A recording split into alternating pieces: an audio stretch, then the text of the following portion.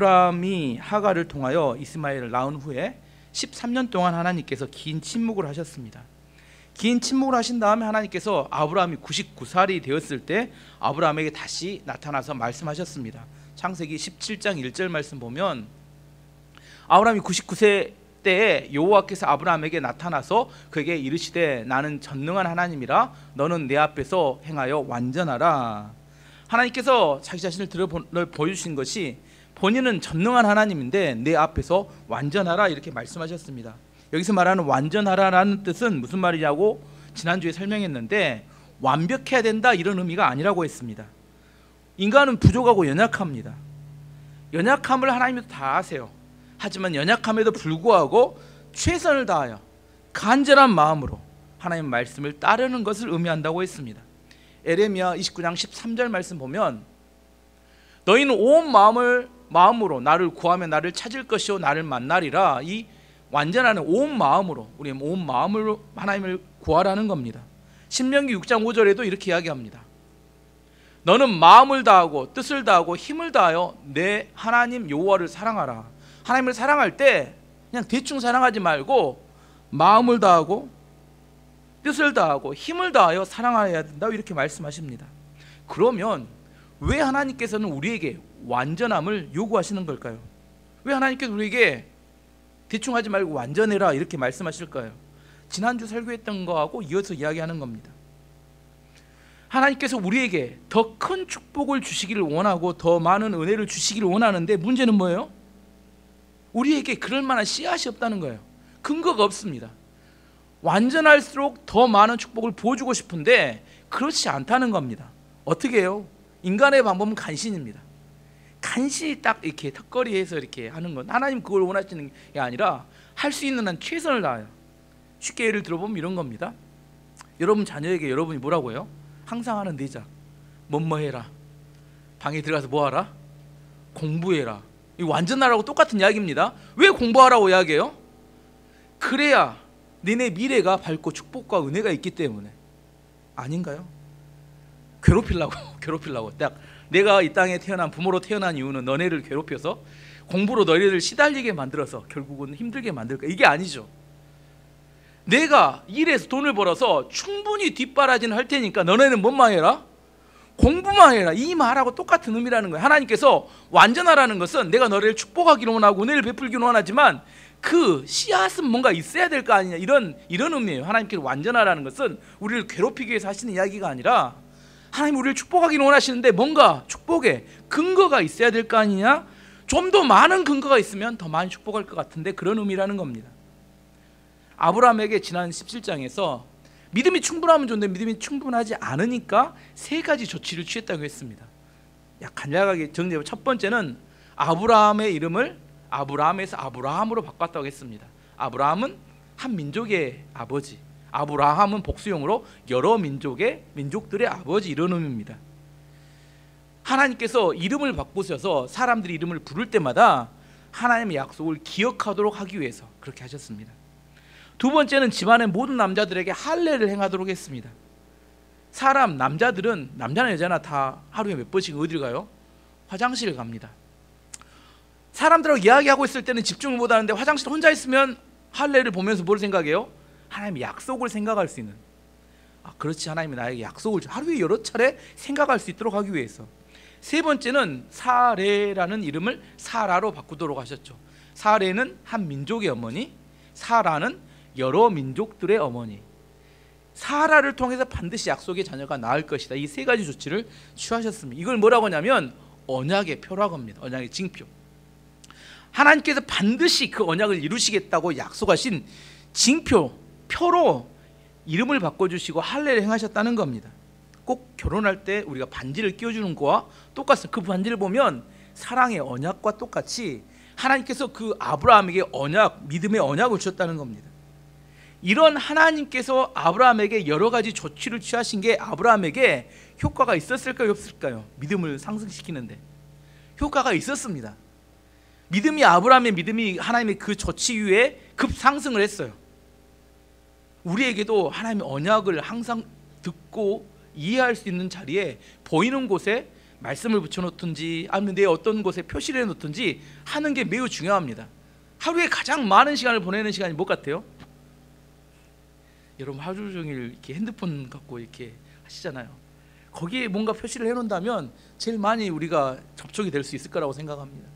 뭐 컴퓨터든지 뭐 이렇게 핸드폰이든지. 어쨌든 아브라함은 하나님의 이 세 가지 조치를 통해서 믿음이 아주 급상승했습니다. 하나님의 계획대로 잘 됐죠. 그런데 그 집에 이제 누가 문제예요? 오늘 본문에 보면 믿음이 생기지 않았던 사람 하나 있습니다. 사람. 왜요? 하나님께 약속을 직접 듣지 못했습니다. 누가 들었어요? 아브라함이 듣고 아브라함을 통해서 전달받다 보니까 뭐가 안 돼요? 믿음이 생기지 않았습니다. 아니 있기는 있는데 완전하지 않았어요. 사라는 이미 몸의 생리가 끊어지고 육신적인 상태를 보면서 이제 끝났다, 마음이 포기하고 있었습니다. 어쨌든 아브라함의 집의 영적인 상황을 보면 아브라함의 믿음은 급상승했고 사라의 믿음은 바닥이었습니다.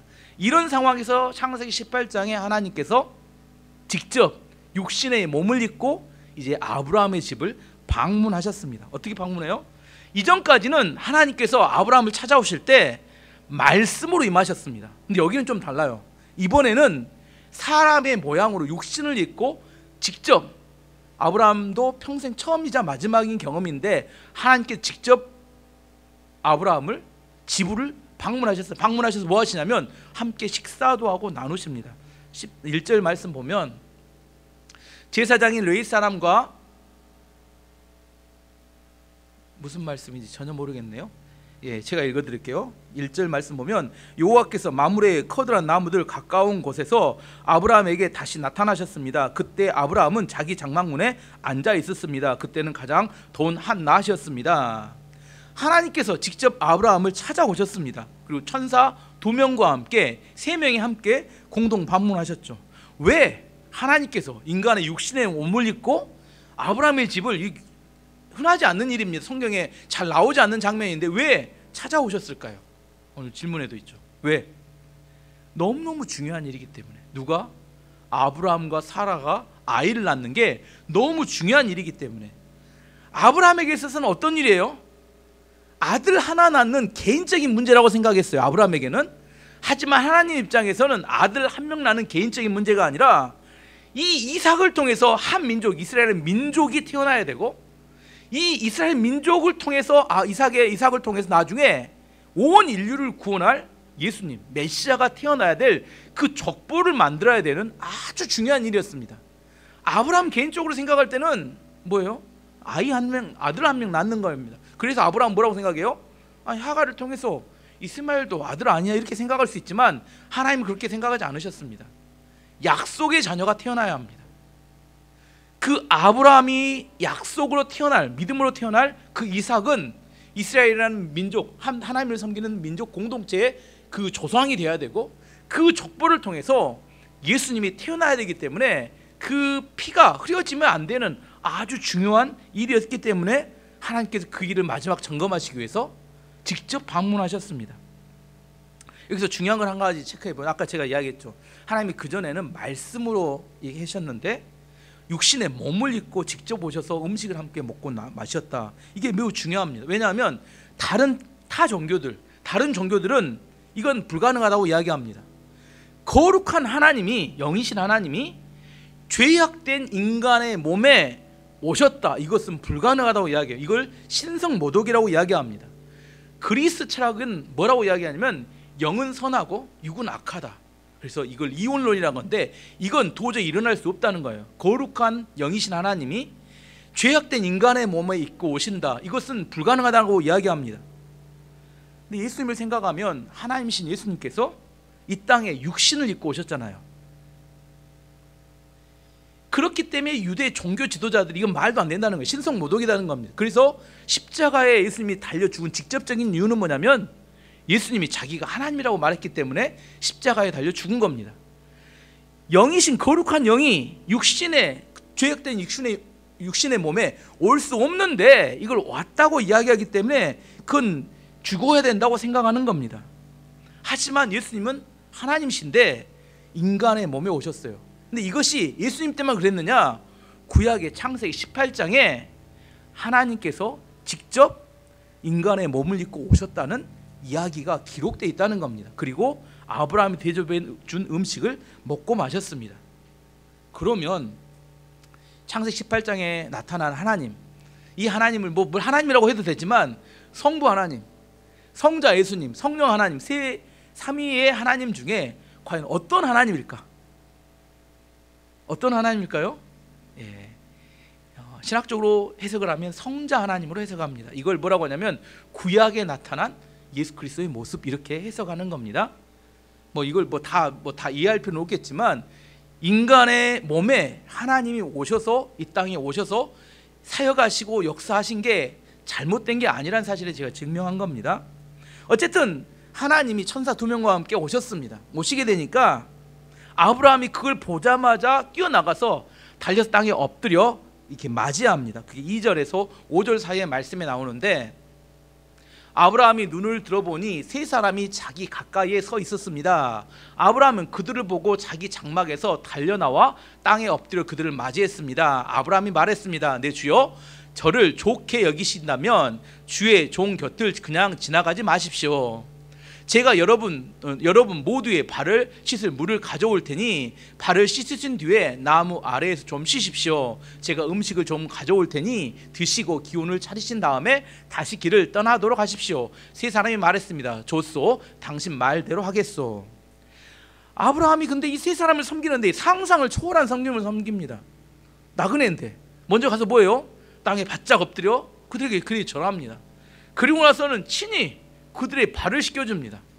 그리고 음식을 대접하는데 어떤 음식을 잡았어요? 아까 보니까 송아지를 잡습니다. 그건 양이 아니에요. 그래서 제가 인터넷에 찾았습니다. 송아지 가격이 얼마나 되는가. 소가 크면 최소 1,000만 원이면 요즘 뭐 많이 비싸더라고요. 송아지는 개월수마다 다르지만 한 200만 원 정도 이렇게 생각하면 됩니다. 나그네가 3명 집에 왔습니다.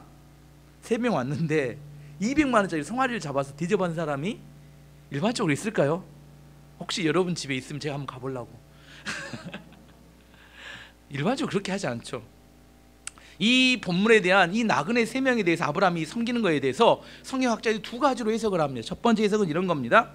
아브라함이 부지중에 잘 모르는 사이에 나그네를 대접하다 하나님을 대접했다. 그 근거로 히브리서 13장 2절을 아브라함이라고 이야기합니다. 손님을 대접하기를 잊지 말라. 이로써 부지중에 천사들을 대접한 이들이 있었느니라. 이걸 아브라함이라고 해석하는데, 어쨌든 히브리서 기자가 아브라함이라고 생각하면서 손님 대접하기를 잘해라고 이야기했는데, 또 하나 근거는 뭐냐면 중동 지역은 원래 손님들, 나그네를 환대하는 문화가 있었습니다.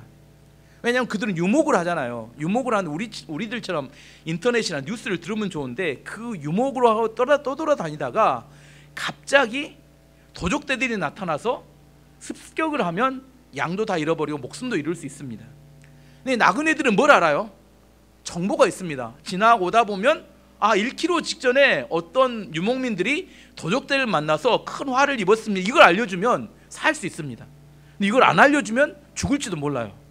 그래서 나그네들이 가지고 온 정보를 얻기 위해서 나그네를 선대하는 문화가 중동 지역에는 일반적으로 있었습니다.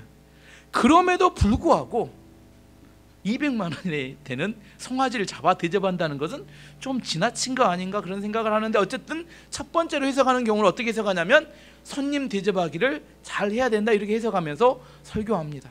하지만 두 번째 해석은 뭐냐면, 아브라함이 어떻게 그들을 그렇게 극진히 대접할 수 있었을까? 아브라함이 아까 제가 믿음이 좋아졌다겠죠. 믿음이 급상승해져 가면서 하나님과 천사들이 왔는데 딱 보니까 누구라고 직감했어요? 하나님이시구나. 영적으로 밝아져서 민감해져서 하나님이시구나 하고 눈치를 챘다고 생각할 수 있습니다. 어떻게 알 수 있냐면 뒤에 대화하다 보면 분명히 하나님이 자기를 드러내지 않았는데 하나님과 사람이 대화하는 것처럼 대화합니다. 하나님이 물어보십니다. 야, 사라 어디 있어? 아내 이름을 이야기해 주지도 않았는데 다 알고 있었습니다. 그래서 아브라함은 그분이 하나님이라는 사실을 눈치챘을 거라고 생각합니다. 그렇기 때문에 이렇게 극진한 대접을 했을 거라고. 신약성경 봐도 예수님을 하나님으로 생각하고 대접한 사람 중에 여러 있지만 마리아, 향유 옥합을 깨뜨렸던 예수님의 장례를 준비했던 마리아가 많은 사람들은 예수님을 무시하거나 대접하지 않았어요. 하지만 마리아가 예수님 앞에 자기의 가장 귀한 옥합을 깨뜨려서 예수님을 섬깁니다. 최선을 다해 섬깁니다. 예수님이 이 모습을 매우 기뻐하셨습니다. 그러면 우리가 적용을 해보면 예수님이 다시 재림하실 거잖아요. 이 땅에 재림하셔서 여러분의 집에 방문한다면 여러분은 예수님을 어떻게 대접하실까요? 첫 번째, 알아볼 수 있다 없다.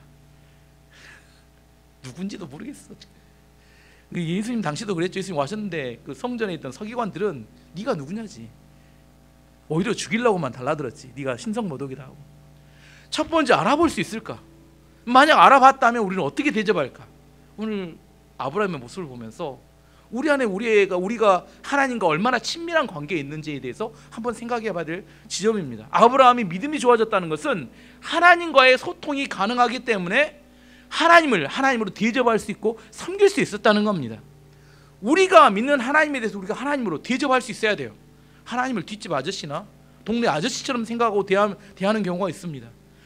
하나님을 하나님으로 대접할 때 그때 하나님께 우리를 축복하십니다. 어쨌든 아브라함은 영적인 민감함이 있었고 최선을 다해서 하나님을 섬겼어요. 일생일대에 몇 번 있었다고요? 딱 한 번 있는 교회였다니까요. 그 다음에 하나님 그를 방문하지, 그 육신의 몸을 입고 방문하지는 않으셨습니다. 어쨌든 하나님께서 아브라함의 극진한 대접을 받고 맛있게 음식을 드신 후에 하나님께서 아브라함에게 다시 한번 언약을 확인시켜 줍니다. 9절 10절 말씀 보면 세 사람이 아브라함에게 물었습니다. 당신 아래 사내는 어디에 있소? 저기 장막 안에 있습니다. 아브라함이 대답했습니다. 그때 주께서 말씀하셨습니다. 내년 이맘때에 내가 반드시 너를 다시 찾아올 것이다. 그때에는 내 아내 사라에게 아들이 생길 것이다. 그때 사라는 장막 문간에서 그 말을 들었습니다. 하나님께서 아브라함에게 내년 이맘때 반드시 아들이 생길 것이다, 사라를 통해서. 그때 아브라함은 뭐라고, 여기 대답이 나오지 않습니까? 아브라함 뭐라고요? 아멘 할렐루야, 맞습니다. 제가 믿는 대로 딱 그렇게 하실 겁니다 하고 이렇게 생각했을 거라고 생각해요. 믿음이 급상승하고 있었으니까. 근데 반면에 사라는 전혀 다른 생각을 하고 있었습니다. 11절 12절 말씀 보면 아브람과 사라는 나이가 매우 많았습니다. 사라는 아이를 가질 수 있는 나이가 지나버린 후였습니다. 그래서 사라는 속으로 웃으면서 내 남편과 나는 너무나 늙었는데 어떻게 우리에게 그런 즐거운 일이 생길까 하고 말했습니다. 아브람의 몸을 보나 사라의 몸을 보나 이미 뭐예요? 안 돼요. 끝났습니다. 끝장났습니다. 아이를 가질 수 없는 상태입니다. 그래서 사라가 딱 자기 육신의 상태를 보면서 뒤에서 뭐 했다고요? 성경은 좋은 말로 표현했습니다. 웃었습니다 하면 실제로는 뭐예요? 비웃었습니다가 맞습니다. 비웃었습니다. 어떻게 이런 늙은 부부에게 아이가 생길 수 있겠습니까? 하고 하나님 말씀을 무시했습니다. 그 이야기를 하나님께서 들으셨습니다. 사라가 지금 뭐 하지 않았어요? 입 밖으로 말하지 않았으면 어떻게 했다고요? 속으로 생각했다니. 오늘 설교 제목처럼 우리의 생각을 들으신 하나님처럼 하나님께서 사라의 생각을 들으셨습니다. 그리고 하나님께서 13절 14절에 이렇게 말씀하십니다. 그때 여호와께서 아브라함에게 말씀하셨습니다. 사라가 왜 웃느냐? 어찌하여 내가 늙었는데 어떻게 아이를 낳을 수 있을까 하느냐? 나 여호와가 하지 못할 일이 어디 있느냐? 내년 이맘때에 내가 다시 너를 찾아올 것이다. 그때에는 사라에게 아들이 생길 것이다. 무슨 의미예요? 잘 읽어보면 하나님이 자존심 상했습니다. 뭐라고요? 나 여호와가 하지 못할 일이 있겠느냐? 이렇게 반문하시는 겁니다. 아버지가 아들 생일날 아들을 데리고 김밥 천국에 갔습니다. 아버지가 말했어요. 오늘 네 생일이니까 여기 있는 거 먹고 싶은 대로 마음대로 먹어. 아들이 이야기해요. 아빠 돈 있어요. 돈 있어요. 이거 어떻게 다 먹을 수 있습니까? 아빠가 기분이 나빴습니다. 뭐 소고기집도 아니고 김밥 천국에 가서 돈 있냐고 물어본 아들을 보면서 이거 나를 어떻게 생각하는 거야? 이렇게 생각할 수 있다는 겁니다. 사라가 하나님의 질문에, 아브라함이 하는 질문에 대해서 들었습니다. 마음에 들어온 마음이 생겨서 뭐라고요? 거짓말을 했어요. 15절 말씀 보면 사라는 두려워져서 거짓말을 했습니다. 저는 웃지 않았습니다. 그러자 주께서 말씀하셨습니다. 아니다, 너는 웃었다. 웃기는 이야기죠. 어떤 목사님이 이걸 이렇게 해석하시다. 이 문제를 가지고 사라와 하나님이 어디에요? 법원에 가서 재판을 받게 되면 누가 이길까? 이거 물어보요. 누가 이길까요? 예, 사라가 100% 이긴대요. 왜냐하면 증거가 없으니까. 속으로만 웃고 속으로만 말했으니까 증인이 없어요. 증거가 없어요. 하나님은 100% 패배하고 사라가 100% 이긴대요. 근데 중요한 건 뭐예요? 여기서 중요한 점은 하나님은 우리의 생각을 들으신다니까요. 세상 일로, 세상 사람들로 하면 이거 100% 지지만 하나님은 우리의 생각을 들으신다니까요.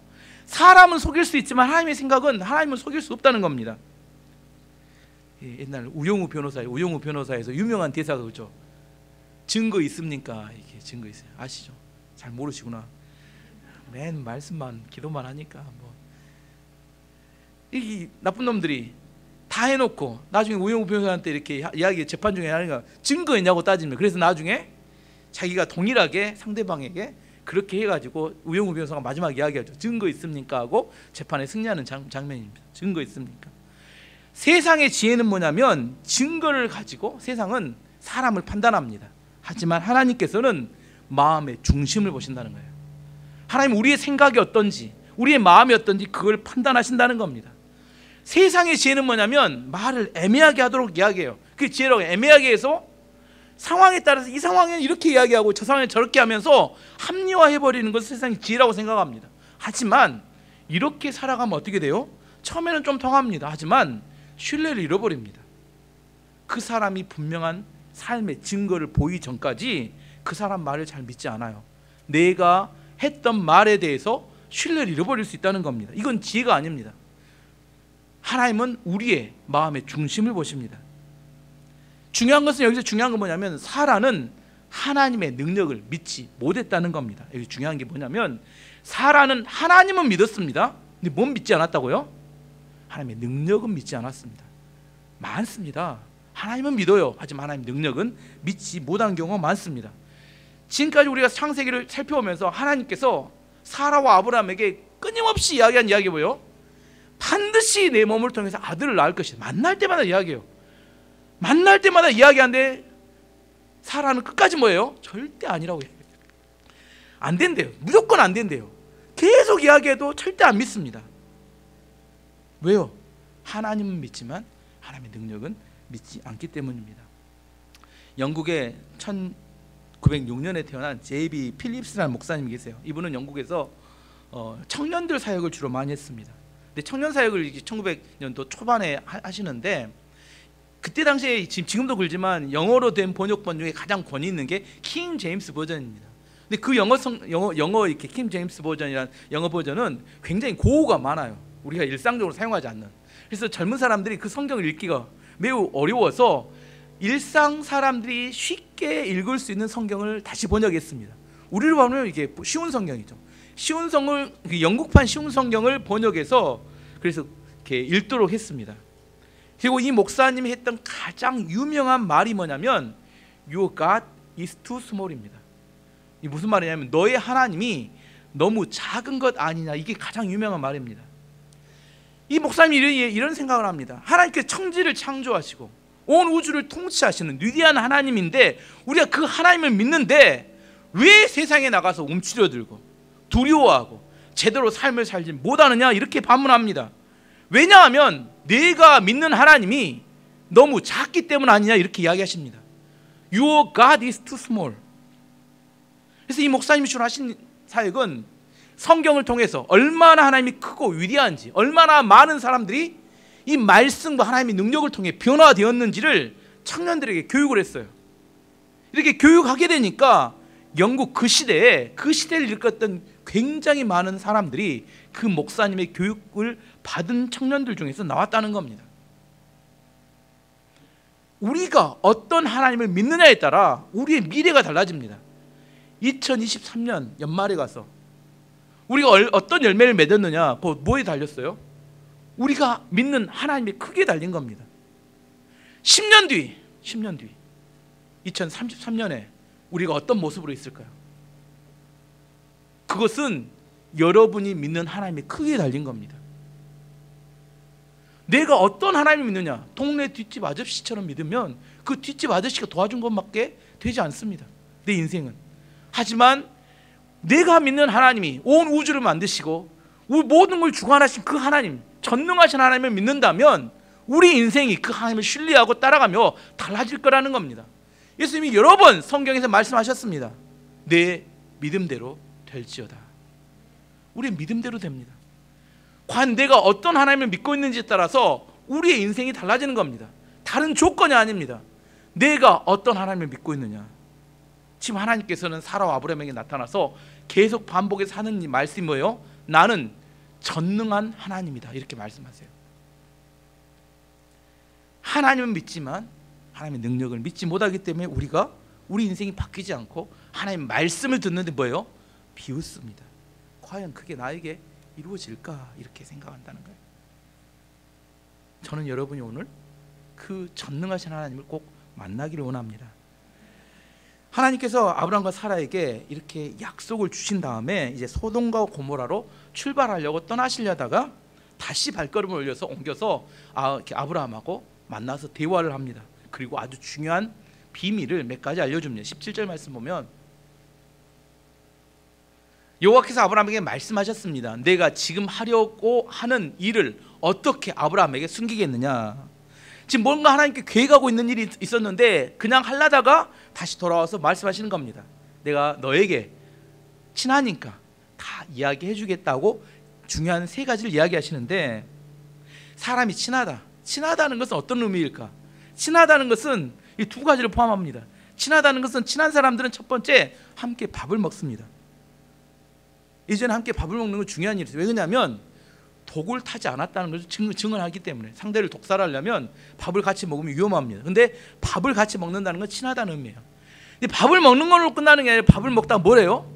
중요한 비밀을 서로 공유하게 됩니다. 그래서 친하다는 건 두 가지를 의미하는데, 첫 번째 함께 밥 먹는 사이다는 의미하고, 두 번째 함께 비밀을 공유하는 사이, 이게 친하다는 겁니다.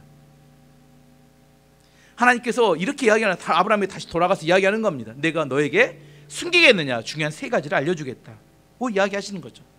친밀함에 대한 이야기를 좀 더 해보면 친밀함이 능력입니다.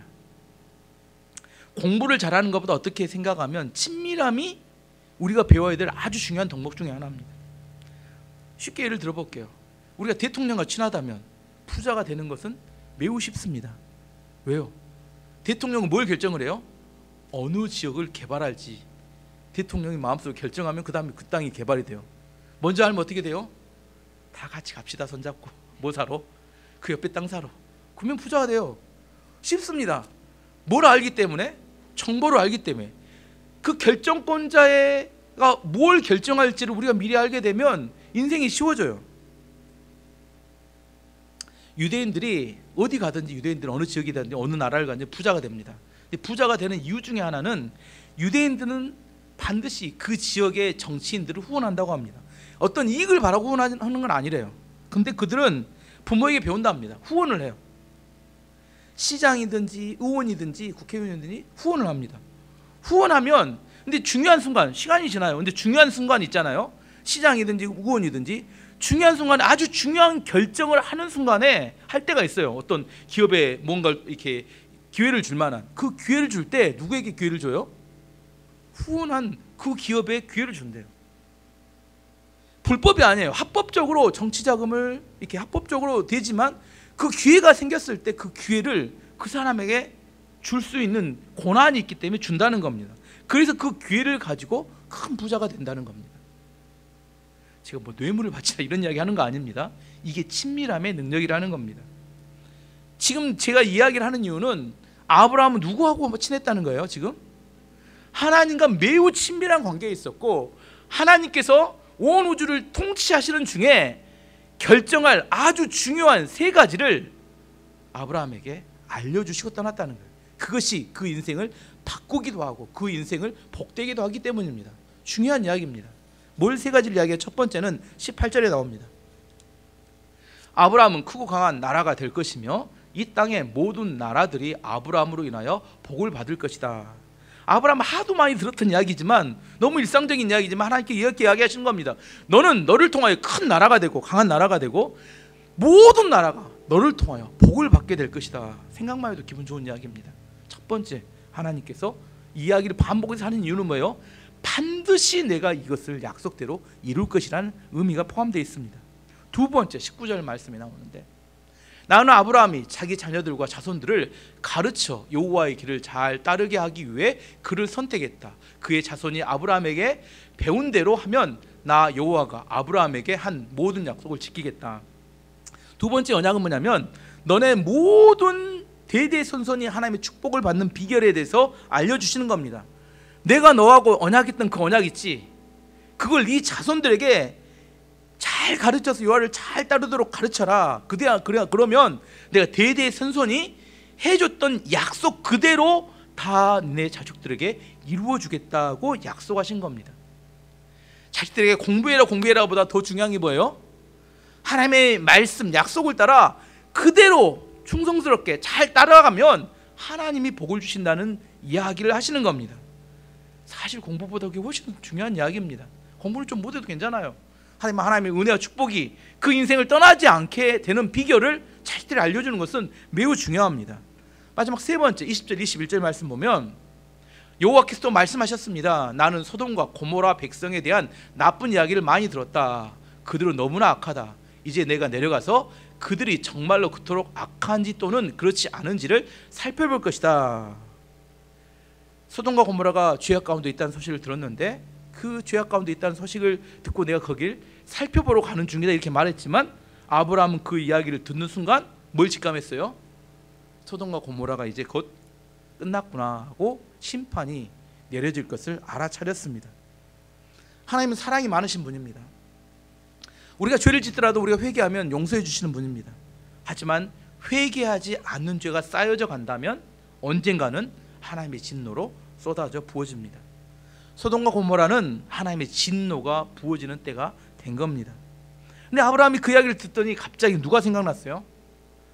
조카 롯이 그 성에 있는데, 소돔과 고모라에 있는 조카 롯을 함께 롯이 심판을 받으면 안 될 것 같은데, 그래서 아브라함이 마음에 결심했습니다. 뭐라고 결심해요?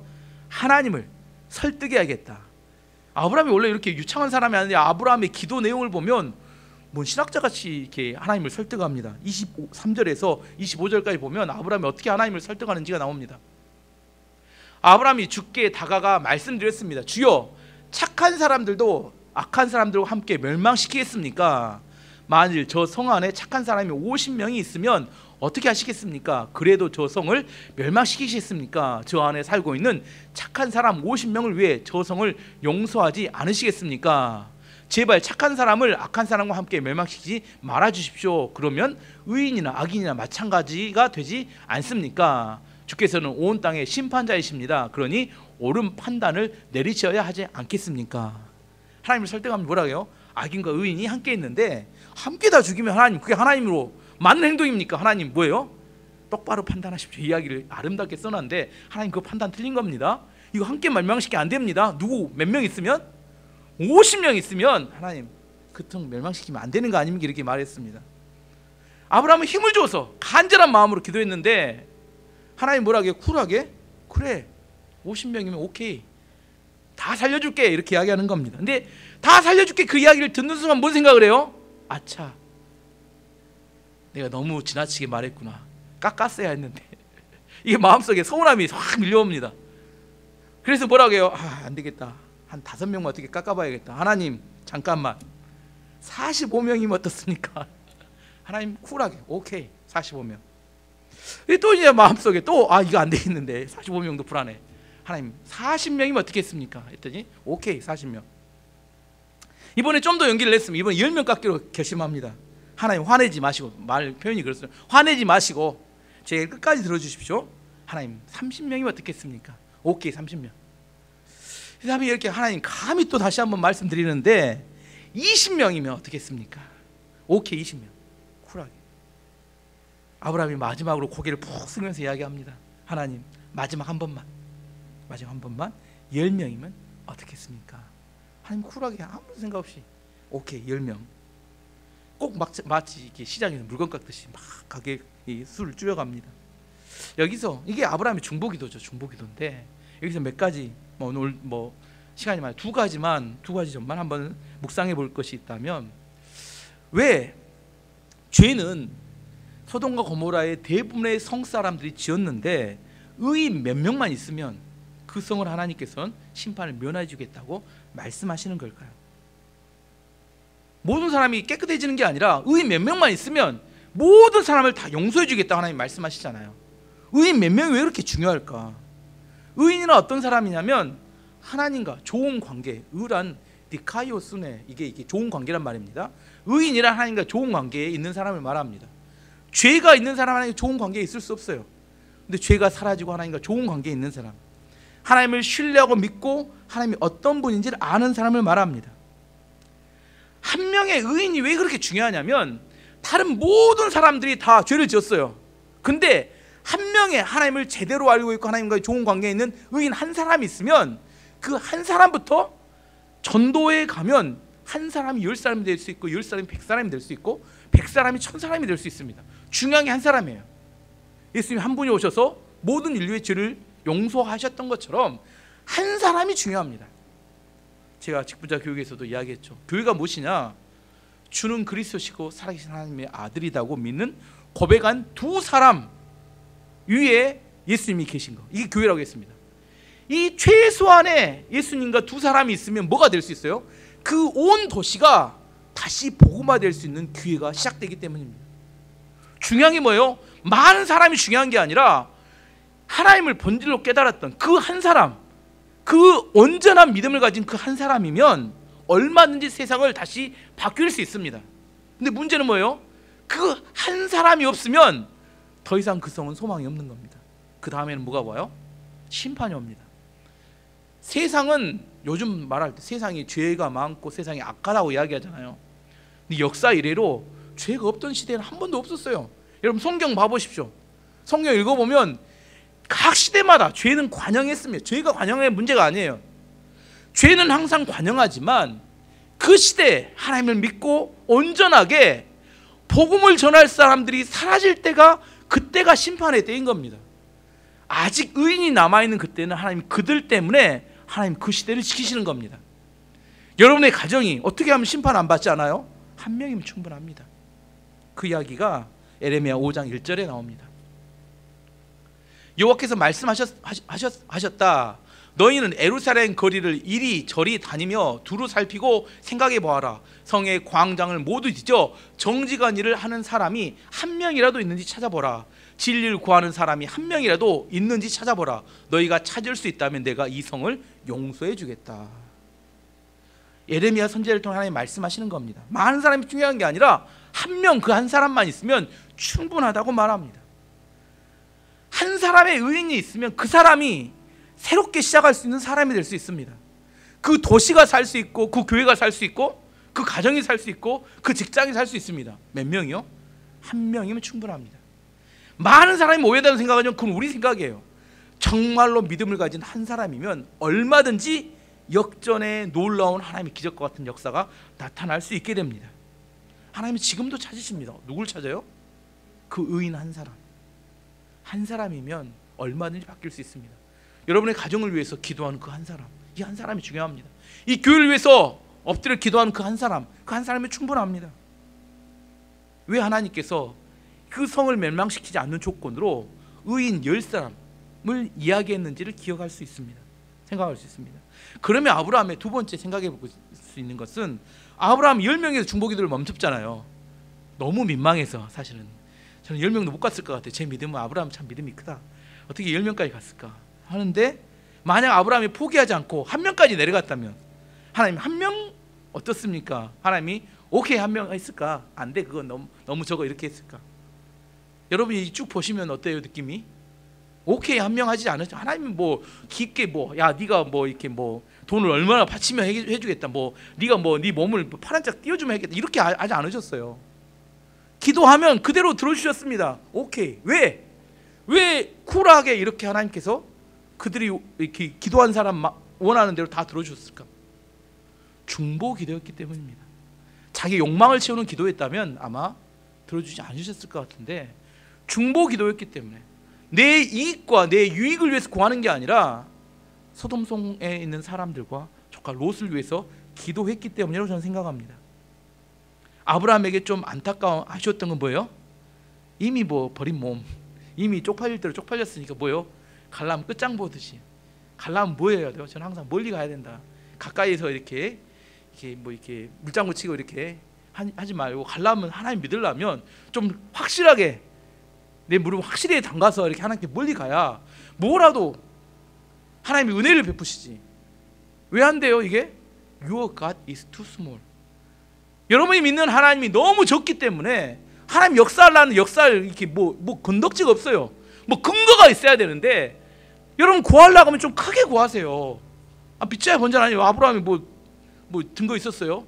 말만 좀 더 이렇게 좀만 더, 하나님 5명, 3명, 2명, 1명 여기까지만 내려가면 되는데, 물론 1명도 없었기 때문에 명받았을 수 있겠지만, 그럼에도 불구하고 우리에게 주어진 기회가 있다면, 인생의 기회가 그렇게 많지 않습니다. 우리에게 주어진 어떤 기회가 있다면 그 기회를 어떻게 해야 돼요? 활용해서 열매를 맺는데 사용해야 합니다.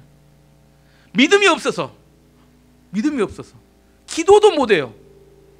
기도는 크게 할 수 있잖아요. 기도를 한 고박이 베개에서 기도할 수 있잖아요. 뭐 돈 드는 일도 아니잖아요. 근데 기도도 못해. 하나님께서 내년 이맘때 아들이 있을 것이다 했더니 뒤에서 웃고나 있어요. 이런 몸에 하나님 낳겠습니까? 여러분 어디예요? 여러분의 계열이 어디입니까? 웃고 있는 사람입니까? 아니면 그 하나님의 약속의 말씀을 듣고 기도하고 있는 사람입니까? 이게 너무 쉬운 이야기 같죠. 하지만 실제 우리의 삶 속에 웃고만 있는 경우가 너무 많기 때문에 드리는 이야기입니다. 우리가 믿는 하나님이 그거밖에 안 된다고 생각하니까 우리 인생이 항상 급발작이에요. 정말 내가 믿는 하나님은 너무 큰데, 저는 제가 믿는 하나님이 너무 큽니다. 내 인생을 원 없이 드려도 하나님이 나를 다 감당하시고 훨씬 더 많은 축복과 은혜를 부어주시기에 충분한 그 하나님이고, 내가 그 하나님을 섬기는 것이 너무 영광스럽고 감사한 일인데, 그 하나님 앞에 두려워 떨고 있습니다. 그 하나님을 믿으면서도 어떻게 해야 될지를 모르고 있습니다. 여러분 기도하시려면 한 고박이 100 정도 해서 기도해 보세요. 어차피 뭐 손해날 거 없잖아요. 우리의 믿음을 좀 키워서 하나님이 어떻게 역사하시는지 그 역사를 2023년에 기대하시면 좋겠습니다. 특별히 자녀들 위해서 여러분의 자녀들의 기도가 한 100배 되도록 믿음을 키워주시기 바랍니다.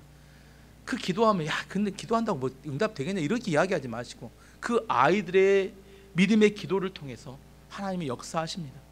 우리 안에 아이들에게 하나님이 일하실 수 있는 기회를 줘야 합니다. 내가 경험했고 내가 안 됐던 그 한계 가운데 그걸 전하지 못한 채로 머물러 있지 마시기 바랍니다. 하나님은 지금도 살아계시고 우리 가운데 역사하십니다. 다만 누가 그걸 제한해요? 우리가 하나님을 제한하기 때문에 지금 이 시대에는 더 이상 하나님 역사하지 않는 것처럼 생각되고 느껴질 뿐입니다. 정말 하나님을 만나고 하나님 안에서 우리 안에 인생을 하나님께 맡겨지면 정말 놀라운 하나님의 역사와 능력이 나타날 거라고 믿습니다.